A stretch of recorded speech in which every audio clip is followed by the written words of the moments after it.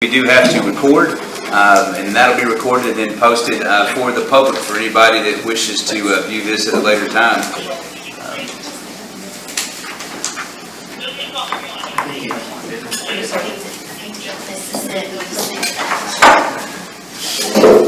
All right, are we up? Ms. Alex working? Yes. Perfect. So our first item today is that we'll go ahead and establish a quorum. We certainly have a quorum here, enough to have our meeting, so we'll bring this School Health Advisory Council meeting to order. We have asked a guest today, Lee Gill. He is one of our specialists here to kind of start us off. But before we do, why don't we just go around and introduce who we are and kind of what role we play in the SHAC. I'm Chris Bradshaw, the superintendent. Ms. Sanders? Amanda Sanders, I'm the curriculum director here at the school. I'm Kayla Harrell, I'm the counselor here. I'm Jaden Sanders, I'm a student here. I'm Janie Reed, I'm a student here. Jaden Rain, my bad, that's another name. A student. What grades? Senior. Senior students. Joe Rochelle, police officer here at Malt ISD. Lee Gill, school safety and health consultant for Region 8. Misty Beckham, I got two that have graduated from Maud and a 7th grader. Joel Whitnam, secondary principal. Elizabeth Howe, elementary principal. Nikki Jones, school health, Region 8. Kim Murray, parent. Susie Bailey, I have two in junior high and high school.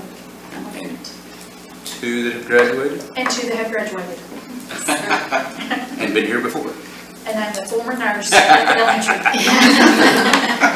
Kara Sutton, elementary school nurse. George Frost, retired coach here in '99. Legend. Madison Real, and I have a first grader that goes here. And then on here we have Miss Mary Copeland. What grade are we in now? Be junior. All right. Thank you. Well, we appreciate everybody being here today. This is our first SHAC meeting. We usually will take place at least 4 throughout the school year, and we talk about a variety of different things. But we brought Lee in, kind of turn it over to you just to kind of give us an overview of what SHAC is and what SHAC should be. Very good, thanks Chris. And thank you for allowing me to be here today. It's good to see each and every one of you, and I'm very thankful that the parents are here. If I look like a mess, it's because when I opened up my truck door, when I pulled up, the wind about took my door off and me along with it. So I apologize for the way I may look. I may look like I have a bad hair day, but actually it's been a pretty good day so far. I'm just going to speak very generally over SHAC, and my colleague over here, Miss Nikki Jones, she's actually a nurse. I am not. So she will be jumping in from time to time as well. SHAC is just an acronym that stands for School Health Advisory Council. And it's a very powerful group in that, and then you've got a handout. Joe, mind if I look at the handout real quick? I didn't have enough for myself. And on that first page, you'll see what the motto of SHAC is: whole school, whole community, whole child. And if you'll think about that, that is a holistic approach in the way that school health is. And you'll look at the, I believe it's 11 different characteristics there.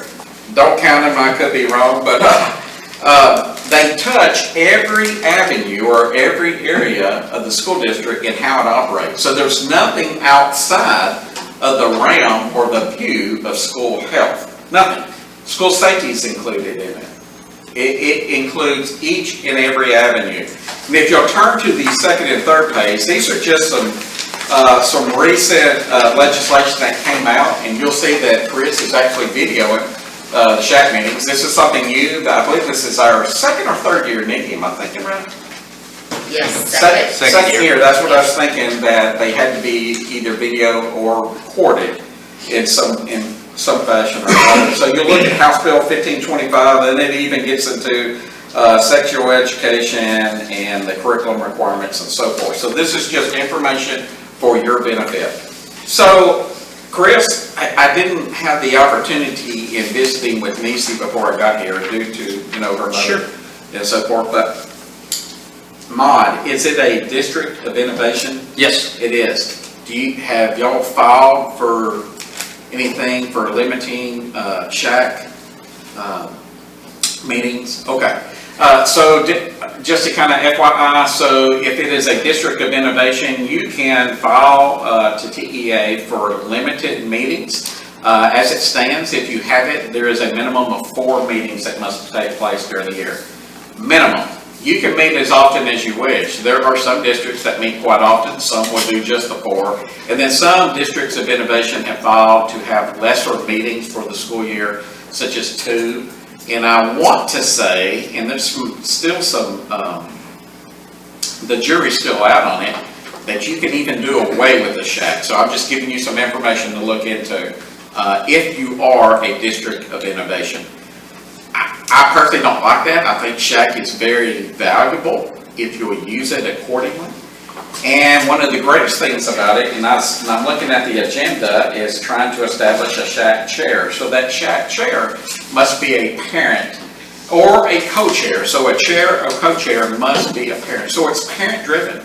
And there's so much that you can do. So I'm going to just bring up some examples that we, Nikki and I, have seen. And Nikki, jump in at any time. Through working with many of the 46 districts that we have in Region 8 and things that they have done. One of the first things that comes to mind, and I always think about this, I love seeing students, and we got 3 students over here, am I correct? Yeah, 3 students here. There was another district in Region 8, had some students on board, and they were talking about what is it that we could do to better the campus or the district that we have. Well, the students spoke up and said the water here is horrible. And, you know, everybody laughed just like you did. And the water was horrible. So what did they do in the meeting? They went out, took a glass from the water fountain, and you could see dirty water in the water fountain. And so it was horrible. What was the problem? That water fountain has been there for over 20 years, and the filter has never been changed. They changed the filter, and all the students are happy now. So, you know, what a funny story. But it makes a huge difference in how well the campus goes, and then our students happy. So you can do something as simple as that. DSHS, there's multiple resources out there. So when I say DSHS, you'll hear it referred to as DISHES. The Texas Department of State Health Services, they got many resources to pull from. And you can offer things such as ATV safety. So I'm assuming here in Mon, Texas, there's a lot of families and children that are on ATVs, and there's a lot of accidents, as you're probably aware of as well. And they will come out and offer an ATV safety course. They'll bring an ATV out, and they'll bring classrooms out on them, put them on them, and go through exactly what needs to be done. So those are just a few examples. Do you want to chime in on some other things, Nikki?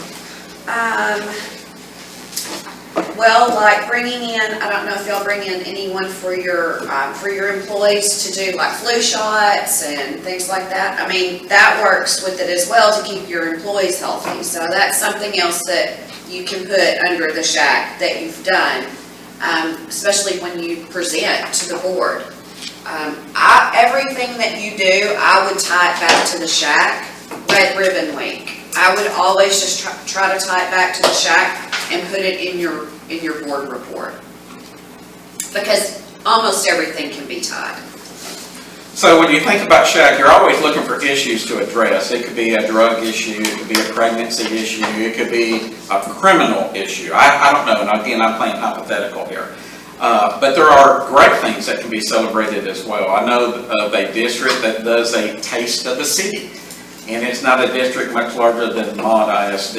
And what it is, it's local restaurants will put out food for parents to come in and sample. They'll have all the ingredients and the nutrition value of the ingredients within that food item that they're placing. It's just great things. So you can celebrate here, or you can start attacking issues that are an issue, I guess is the way to put it, within the Maud Independent School District and the community. So it's a great thing. And again, let me go back. It is parent-driven.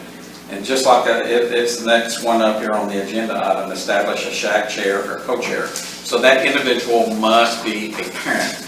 And those of you that are parents here in the room, you're probably thinking, oh my gosh, I don't know if I can do this. You can definitely do it, and know that Maud ISD, you got a fantastic nursing staff here. I'm just telling you, if you didn't already know. Wonderful nursing staff. They will guide you, they'll hold your hand, and they will see you through it. So at this time, I've kind of shared a little bit, and there might be some other things that will come up in my mind. as we go along, I want to ask, do any of you have any questions of me and or Nikki?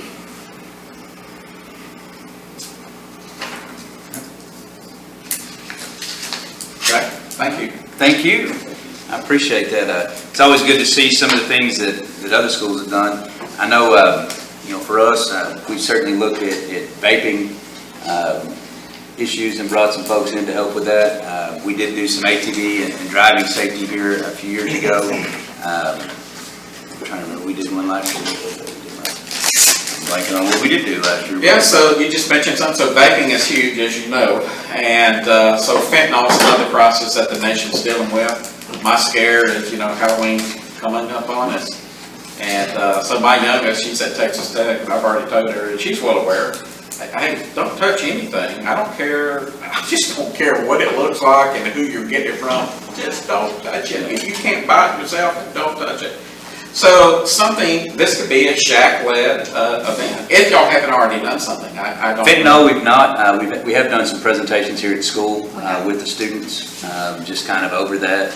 And just overall safety. Yes. One of the issues I know we tried to tackle a little bit last year, and I think it's still on a lot of parents' minds, just besides, fentanyl, is just internet safety. A lot of parents were handing off little mini computers and the whole World Wide Web, and kids, a lot of times, parents have no idea of everything that's going on. My daughter asked me this morning about an app, and I was like, I don't know about it. And I was reading about it later, and I'm like, I don't know that we're ready for that, to have that access. So that's certainly something that we have tried to address, and that came from parent concerns here in the SHAC. So certainly anything that's on your mind is things that we can ask. I like the SHAC because it gives us this interaction that we can talk about and issues. So if there are concerns that you're hearing in the community, it's a great way that either we as a school district can address them and give you kind of our side, or say, what, we've not looked at that, or you're right, here are some things that we can do. And then also, we can ask, what would y'all like to see done, for kids and for education purposes? And we've certainly been able to, I think the last few years, try to address some of those things.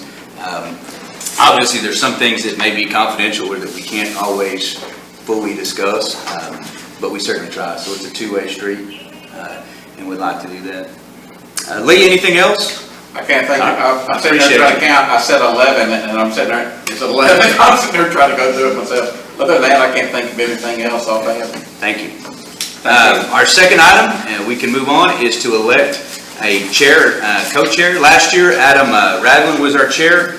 He was unable to be here today, but is still on the committee. He is. Mentioned that he'd be more than willing to chair that again if the committee so chose, or we could nominate someone else here today. That's certainly up for nominations from you as a parent group or as us as a committee. I'll re-nominate Adam. Second. Nomination on that, second. All right, I guess if we can't just have a vote, all those that would agree, right? Unanimous? I told Adam there was a good chance that may occur. When he said he would do it again, I said, well, congratulations, sir. So I will get with Adam and make sure that we let him know. I know he did a good job.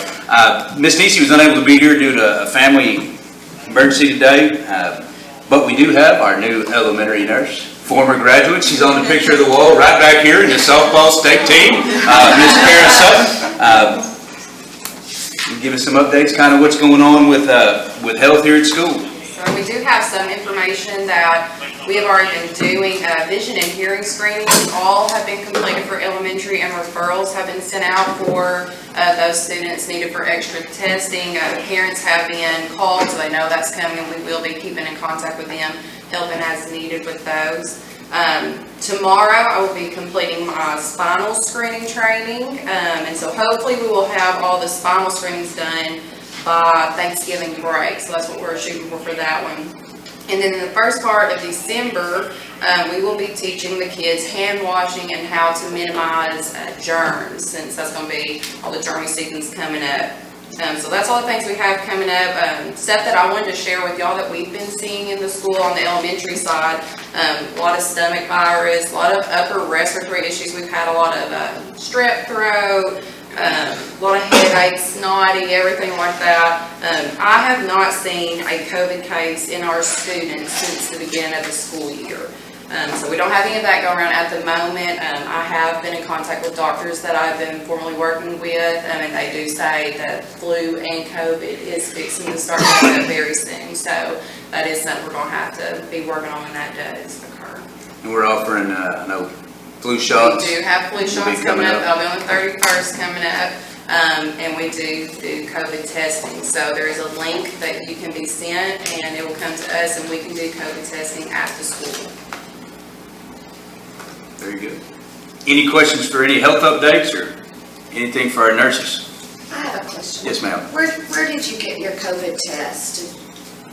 Was it through the state? Yes, ma'am. Yes. It's through I TEA's didn't know if program. they were still. They did, we got in on continuing it. We really felt like when we did that, the service to the community, if we would much rather be able to offer that testing here than having kids having to drive to Yeah. Texarkana and back. So we started that, I guess the first opportunity the state allowed us to, and we Okay. continued it. Okay. It's good to know. I didn't know that they were continuing. They did. If Okay. you were there, you certainly could do it. And you know, a lot of the tests that we had expired, and there were some issues Yeah, getting them here, right. but we do have them. And we have not, I don't know that we've tested anybody this year with them that I'm aware of. But, you know, a couple, was it last year, I guess when Omicron hit, we had I think I don't remember, it was like a 2 or 3 week span, we tested 130, 135 kids, teachers.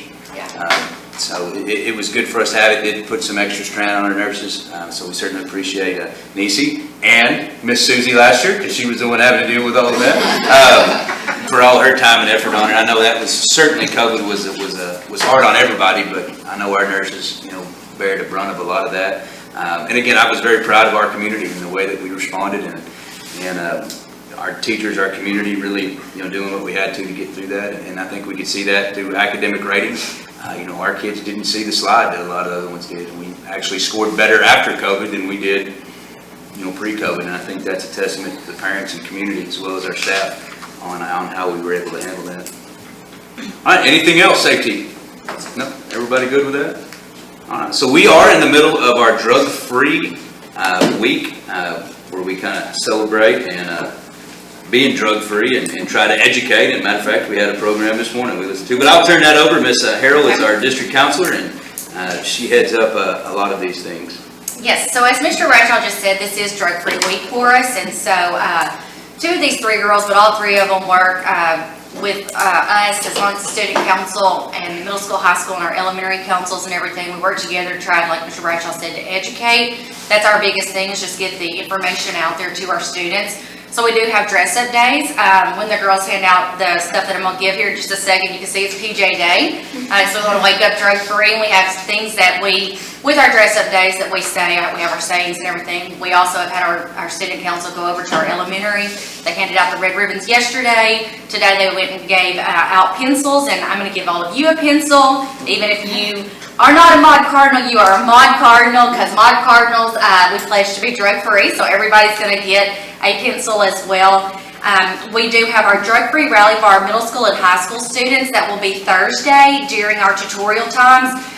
We have an officer that's going to come out, do a little presentation. We have games, we have educational booths and things. We're going to have, for the high school students, we're going to have hot dogs, and it's a lot of fun, but it's all in raising awareness and educating our students about the dangers of drug usage and how much fun, we're going to show how much fun you can have if you don't participate in those things and stuff.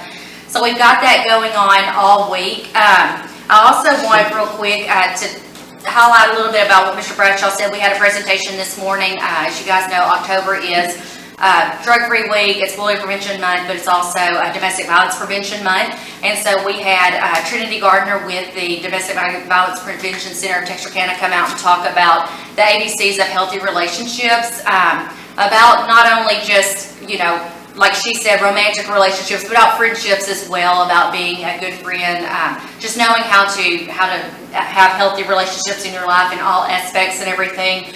So we did that this morning, and we also have, because I know, like Lee just said, community involvement, parent involvement is one big thing of SHAC Committee. It's one big thing for us too here at the district. So we have 2 upcoming events that we have in November.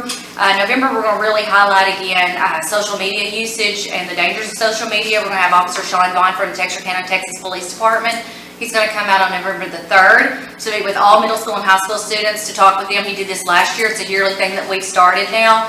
to remind them about the dangers of social media, appropriate usage, inappropriate usage. He'll talk with them. And then on the 7th, we actually have a 2-for-1 night that we're going to have 2 different presentations. One starting at 6 o'clock is called Mindful Parenting. That we're going to have some ladies from the Pediatric Center, Counseling Center of Texarkana come out and talk with parents just about mindful parenting, about relaxation techniques, things you can do at home to help support your students.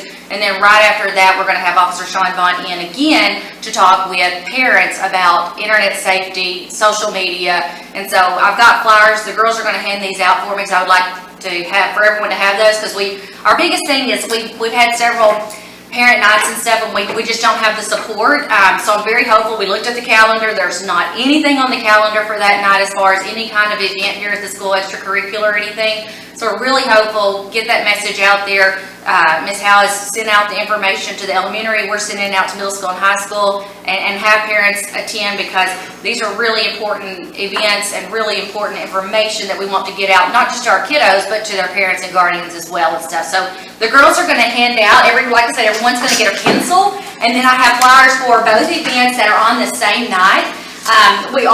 If anybody knows me, Mr. Bradshaw can tell you, I'm all about let's do some refreshments. So Ms. Neal's class, we're going to have refreshments that night. We know it's a 2-hour event. Everybody will be hungry. So Ms. Neal's class is going to do refreshments for everybody. So that way, if you're coming in straight from work, you have a little something that you can snack on. So a couple events that we have coming up. Good. Thank you. You're welcome. Everybody's mesmerized by the pencils. We love the pencils. As far as parents in that, what would y'all kind of, as a district, trying to get more parent involvement as far as coming to that education? What are things that y'all could think that we might be able to do to help? We had a couple events last year, and the parent turnout was minimal.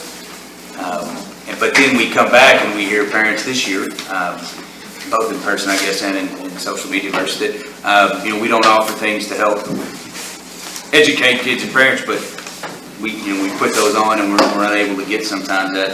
Is there anything y'all could think of that we might be able to do a better job of as far as trying to get folks here? I am new to Maud, so thank you so much. This is our first year. We just bought a house in Maud last fall. But from just a kind of new coming from the outside, it seems like a really involved school. Like, I haven't been to any of these events that you're talking about, so as far as like the turnout, I don't know. But even just like at the fall festival, I was thinking it was going to be less people than it was. You know what I mean? It seemed like a lot of people came. For events, we have open house. This place will be packed. We'll have 100%. Oh, okay.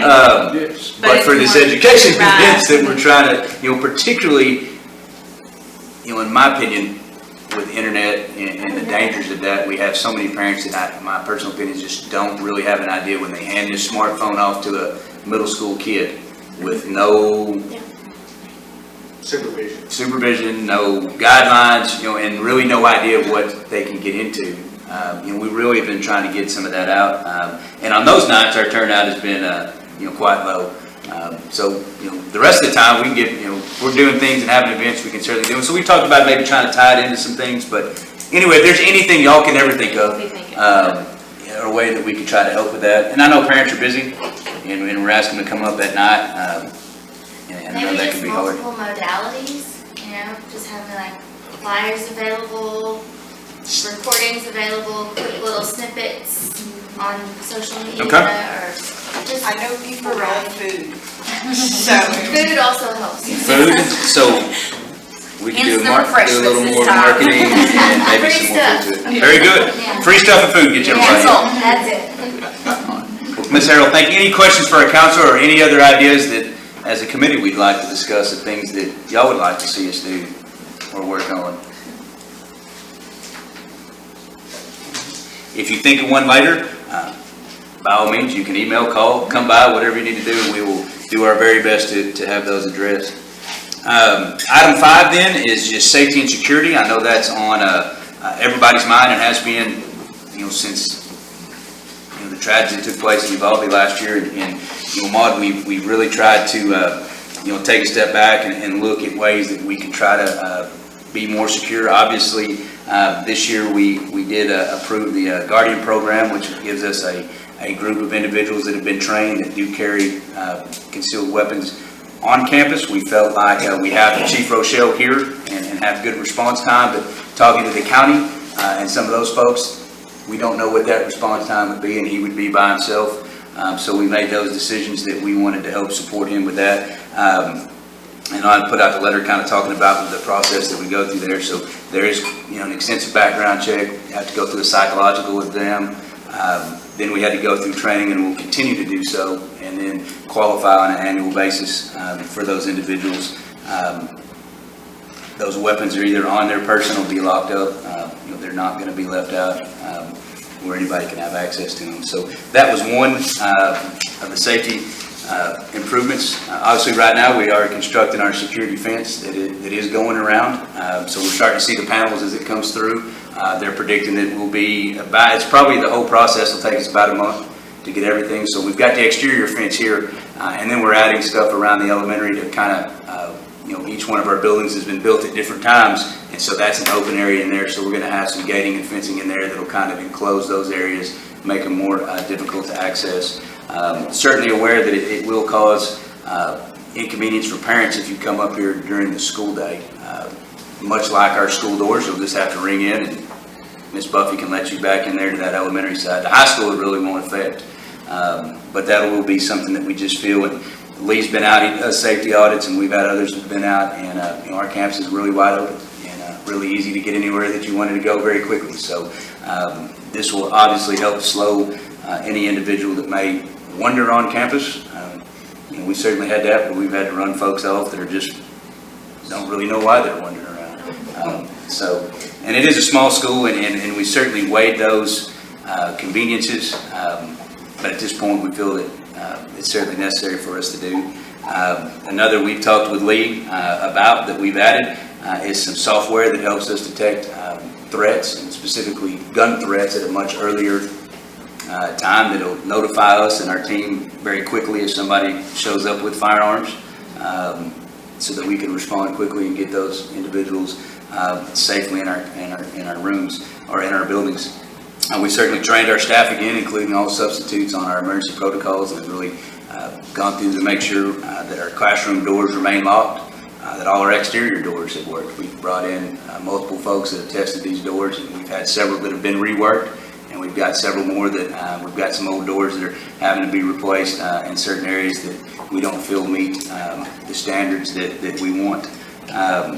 With those, we've added door barricades in each classroom, so the teachers can quickly and easily lock that door, but then barricade it where even if someone can bypass it, they can get through there. And then we've added some safety tools in each classroom for our teachers to help protect kids if somebody was to be able to enter that. So that's kind of a lot of the things we can talk about. There's certainly some things that we've done that we don't really make public in that as well, but we really try to make as many steps as we can. Not any one of these is a fail-proof, but all of them combined makes it a much more difficult task for someone to get in. Our goal is to not let them, number one, in the building. If they do get in, then it's to keep them out of the classroom. Yes, ma'am, go ahead. My husband, he retired from TDC, from a Telford unit.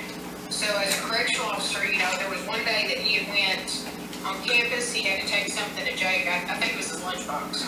But he was really impressed with how well secured, the buildings were, because he went to different buildings, pulling on doors, and they were locked. And he was, impressed that our kids are actually being more protected than they were in earlier years. Because, before when Jake was like in elementary, Joe said he could just pretty much go wherever. But since, the school shootings have started up more, he's actually noticed and wanted to give kudos to the school for how much they have actually secured our classrooms and our kids. Well, thank you. And I feel the same way. I feel like my son is safe when he goes to class. We appreciate. We wanted to, give kudos to the school. Thank you. I certainly appreciate it. Our staff's been really trying to do that. I guess as high school students, what do y'all say? I'll say I like it. I like feeling good when I'm in the classroom, in the buildings, with the doors locked. Kind of hard to get used to, obviously, at first, but now it's. I'm sure the front office doesn't like it so much having to buzz in, but hey, it's okay. Whatever keeps us safe. It's different. I can definitely tell, like, teachers don't touch the door. I got it, you know. I've seen it, like, they're more aware, like, if the kid's going to the door to go open it, they crack down for it. Like I said, it's different. It's annoying when I can't open the door. Well, it is annoying. And obviously, you know, we talk about this, it's a trade-off of convenience versus safety. And over the years, to make things more convenient and easy, we tend to be less secure, less safe, and that's something we've really tried on to work on. Officer Rochelle does a weekly door checks. Well, we do the log door sweeps, obviously, but we also do more than that. Basically, it's a daily thing, 2 or 3 times a day. I had another meeting. I had another meeting where I had a teacher tell me that they hadn't had their door checked less than twice a day for the first month of school. I said, good, that's what it is. But it's to get in that habit and make sure those doors are secured and locked. And we've had to change some things, certainly. And so we certainly are trying to do that and make sure that they are. You know, nothing's always 100%, but we certainly try. We had our intruder detection audit came in. A gentleman pulled up and tried to gain access, and I think strange car got in the parking lot, and within a short amount of time, somebody called and said there's somebody out here, and he said he didn't get out of his car before Mr. Wyndham had met him and asked him why he was here, and which is awesome, and is a small school. And then they tested the exterior instructional facilities, and all those doors were locked in every classroom that he tried to get into at that point. He randomly selected doors, they were all closed at that. The only real issue that we did come into was back in our ag building, and those doors is an issue because they have to be open with ventilations, but the fence in this will kind of help lock some of that down. Any questions, comments, concerns that anyone would like to discuss on school safety or anything that y'all see? Chris, I'd just like to commend you on what's happening here at MOD as far as school safety and security. I love hearing what I'm hearing. I love hearing what the students have to say. I thought that was really wonderful. It's great news. And we It's certainly, something I've worked hard on for many, many years. and we certainly want to have our students' opinion because they see it a lot different than we do. I see it different than our officer sees it, so it's good to have his opinions, and his parents the same way. But if you have any questions at any time, feel free to call, come by or email. With our gates, we've spent a lot of time looking at how these are going to work and how we plan. I'm 100% confident when everything's up, we're going to have to change some things, and we may have to adjust some things that I don't know. But if you see things, please just reach out to us. We'll certainly try to work through the best that we can as we get through those. All right, that's all I had for security and safety updates, unless anyone else does. No, go ahead. I just want to add that we're also on schedule with all our drills. Absolutely. So being prepared is one of our goals too. Absolutely. I was curious about that. How are they telling my kid, like the kindergartners, are they saying this is in case someone comes in with a gun, or is it like if there's an emergency, or what's the wording on that? Because how do you tell a 5-year-old that? I don't know how to tell my 5-year-old that. I was gonna say, so I know the thing that they say on the announcements is a wording that we're given that we discussed that they would say, lock, the lockdown is locks, barricade, out of sight, that sort of thing. The teacher, it probably does vary by teacher, but I'm sure they're letting them know, we're trying to remain out of the way so that people can't see us if they're trying to get in or something like that. I think our younger ones, we don't necessarily go in. We don't know. We don't really try to go in. It's just more of if there's a threat, if someone's here, we're just going to do this. I need you to stay here and be. Obviously, our high school students are much more aware of what it is and what's going on through those things. There are some reading literature books that I know Ms. Hudgens, who's not here today, in the meeting, she does our character education for elementary, and then there's some readings that we'll do that kind of help go through some of that, or she's done in the past. I don't know if she has that scheduled or talked about any of that this year, but trying to help, because how do you tell a kid? That's what we're doing. School is supposed to be a safe place, and it is. But how do you talk to, how do you really address those things? And it's difficult, but we've done, our lockdown drills, which we do. And we announce that it is a drill, that way they're not shocked like it is a real thing or not. But we announced it is a drill several times during the announcement. So they are aware that the teachers will let them know it's a drill, just for practice. One of y'all, were y'all saying something? We do go to the elementary every day, so we're with the little kids. Definitely have to tell them to calm down. But, because if they do feel, some of them kind of freak out, but we do not say, hey, there's a shooter, or like, we kind of just like, I guess take it into our own hands to make them feel okay. Grab their hand. Like, grab their hand, if we're crying, pick them up, leave them a little bit, but, that we're definitely just not like throwing it at them. Scared. But, yeah. This group, they go over and help as aides and work with those young babies. It's good for them. Good mentor program. Y'all have done a good job. I know those young kids sure like seeing y'all. They see them at the pep rally. They're little superheroes. It's good for them. But yeah, certainly we try to approach that in a little bit different way. And at each level, we don't do. I know some schools at some point there was some news about huge active shooter things and scaring kids or community. That's not anything that we've really ever discussed about at this point with that. We certainly need to drill it so the kids and the teachers know.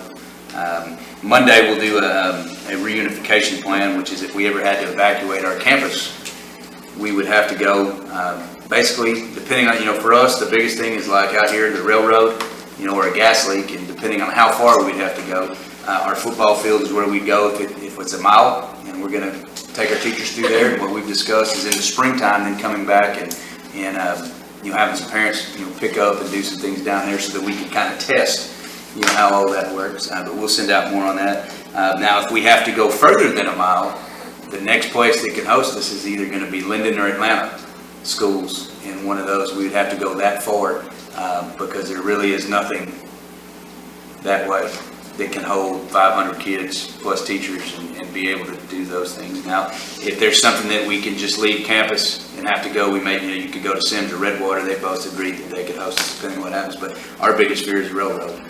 And then if they block that whole track off, how can parents get to the school? Those are certainly issues that we're working through on Monday as well. So, but we'll work through those and certainly ask for opinions on that at another day. All right, so I guess we're just at number 6 and 7. If there's anything else anyone would like to discuss about future decisions or things direction we'd like to go, if y'all have anything as parents, we'd certainly can explore or bring back to the committee. I have something. Yes, ma'am. I have a friend that lives in Austin, and vaping is a big deal, down there in their schools as well. And anyways, her 16-year-old had gotten caught with the vape, and the school had told her to ask about a program through their doctor. They really kind of told her when her kid got caught with that to carry him on to the pediatrician, and so they entered him into this program.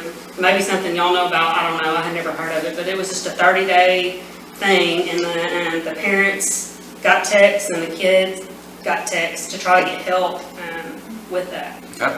And so it sounded really cool. It was voluntary on both parts, like the kid could quit doing it if they wanted to, and the parents could. And then after that 30 days was over, if they wanted more resources, they could get more resources. Okay. But it was just real simple, real clear. They got a text every 2 or 3 days, do you think your kid is still vaping? Asking the kid, and just trying to come on the other side of that and try to help. Absolutely, because when we catch kids, there is a punishment, and then what do you do after that to try to continue that? Because if not, they just a lot of kids will continue. And vaping certainly is an issue, and I think as a parent, you need to be very aware of that.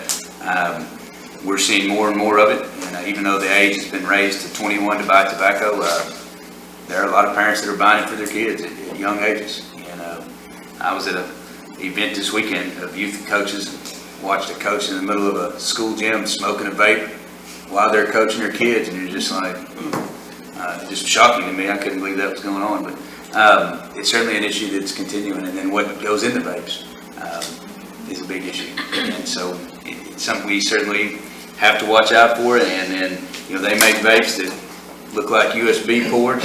They make a hoodie that has a vape that's actually the string of the deal. You can just sit in class and put it in there. It's odorless and no smoke. It's made specifically for minors so that they can do it in public places or others. And again, a lot of our parents don't always understand that nor the consequences that happen to it. And I know y'all know that better than I do. How kids, go through there. We do our best to try to minimize that, but certainly something we want to watch out for. So we'll look and see maybe some restorative type programs. I think they're just really trying to Wrap around get some wraparound care going for those. We'll see if there's anything that we can find that may help with some of that. Any other ideas? To go back to the parental involvement, Yes. do we offer any kind of child care currently for like elementary students? I know that would help a lot. And like our church events, we always get Yeah, we don't have anything right now. I know it would kind of require a couple teachers or somebody or staff to volunteer, but even just like throwing them in the gym and letting them play for an hour, maybe it's worth trying to look into doing something Okay. like that. I know for elementary and younger middle school that can't stay home alone, that All would right. help.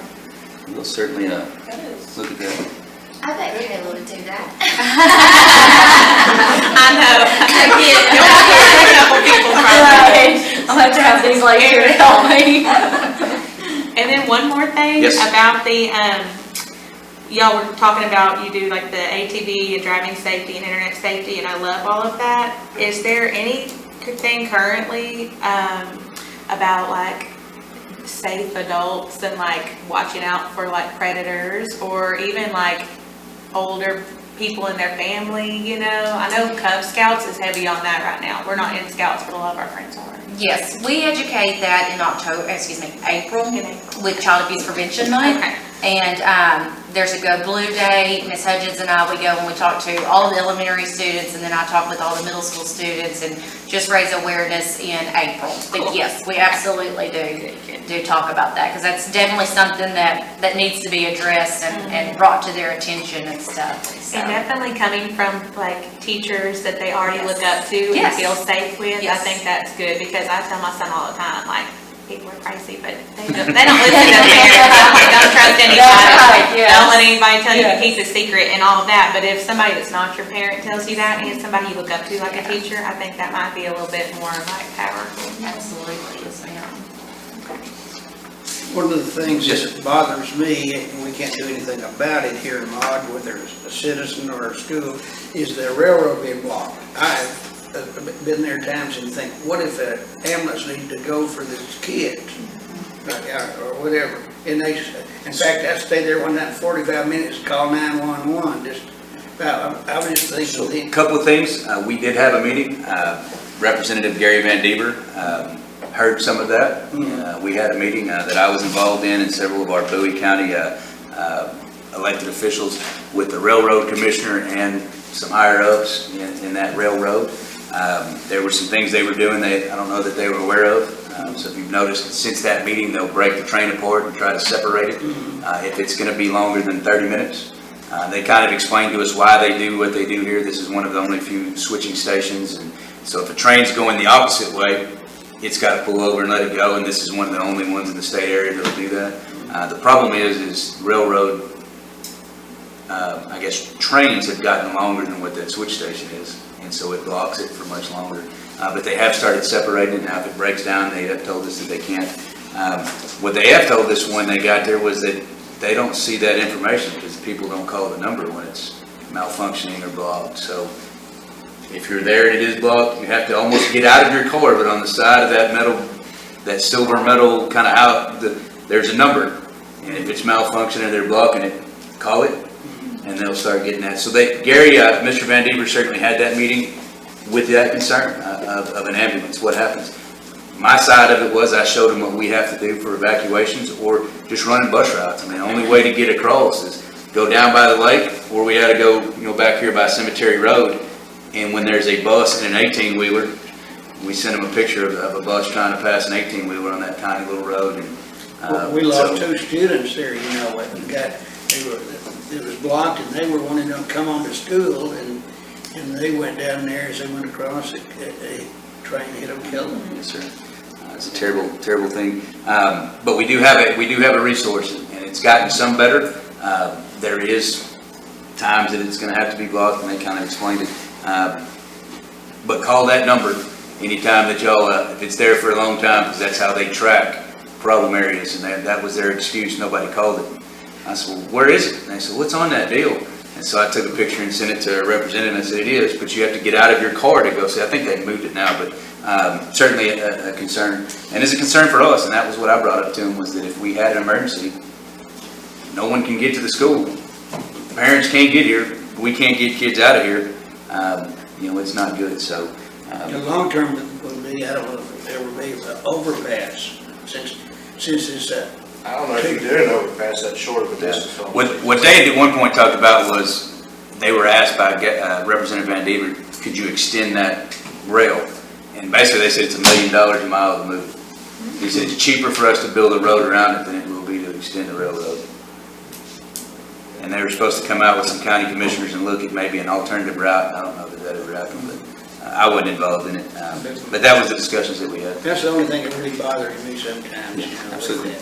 It's not a good thing when they vote, because when they do, there's sometimes no way out of here, except one. And then there's been times even that's been blocked, and there's no way you can go to Linden or Atlanta to get around to go to a hospital. Or Naples. Or Naples.